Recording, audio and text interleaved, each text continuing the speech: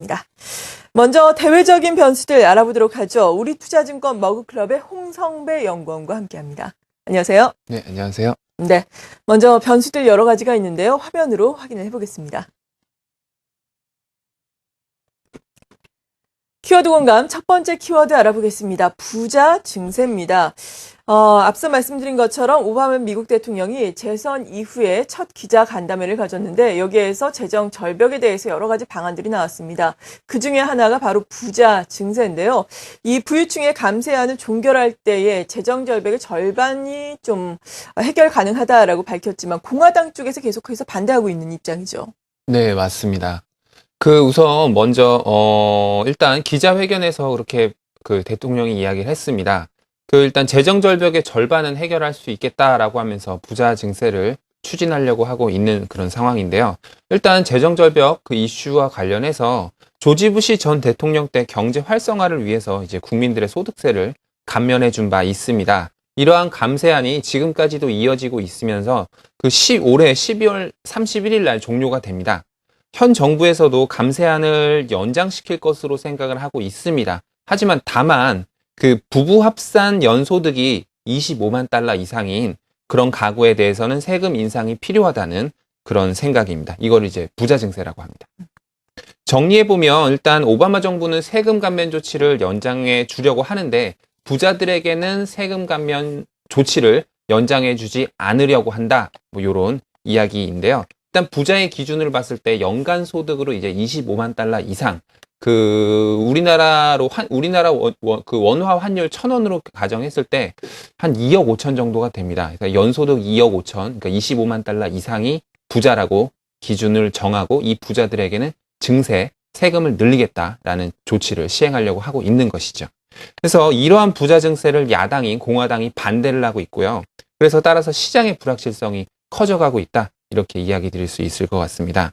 그래서 올해 연말까지 민주당과 공화당이 요런 감세 연장안에 대해서 합의하지 못한다고 한다면 2013년도부터는 일단 세금이 늘어나겠죠. 이런 부분이 미국 경제에 큰 타격을 줄 수 있다. 이렇게 이야기해 볼 수 있을 것 같습니다. 네, 또 오늘 바락 오바마 미국 대통령이 또 의회 쪽과 만나니까요. 이러한 부분들 어떻게 이야기가 계속해서 나오는지는 확인을 해봐야 되겠습니다.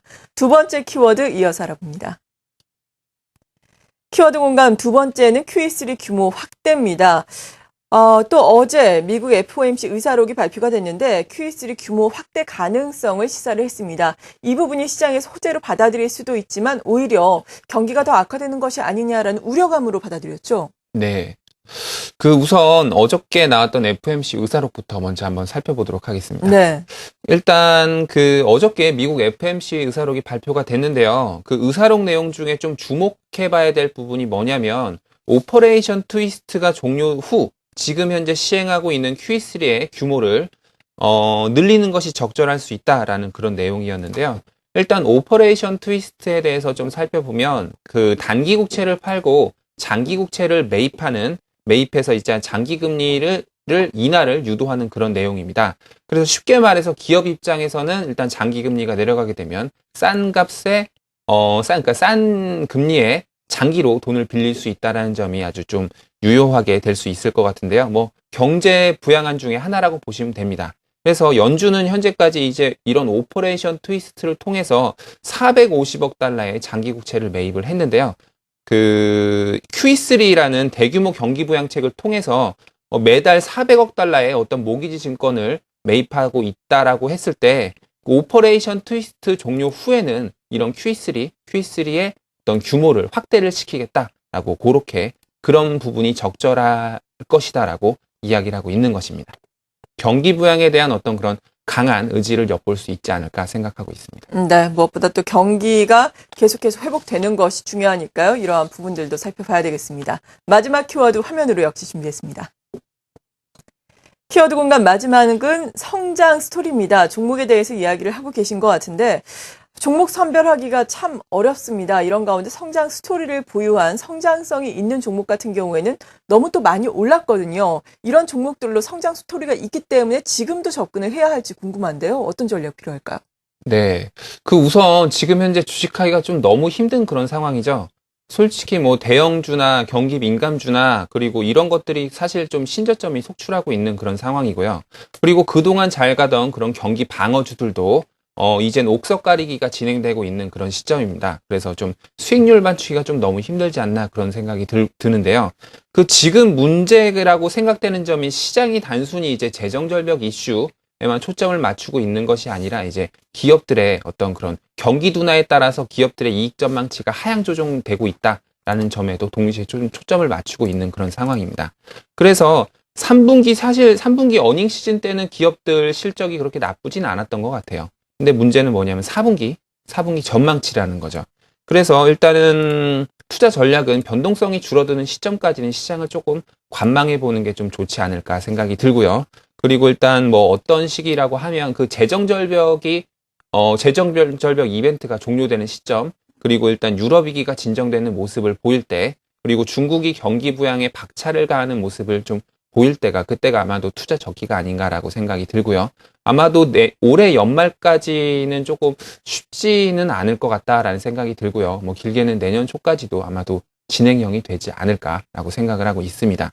그래서 따라서 이제 이런 투자 관심 업종은 이런 이벤트와는 상관없는 그런 성장세가 살아있는 업종들에 대해서 관심을 갖기를 이제 추천을 드리는데요.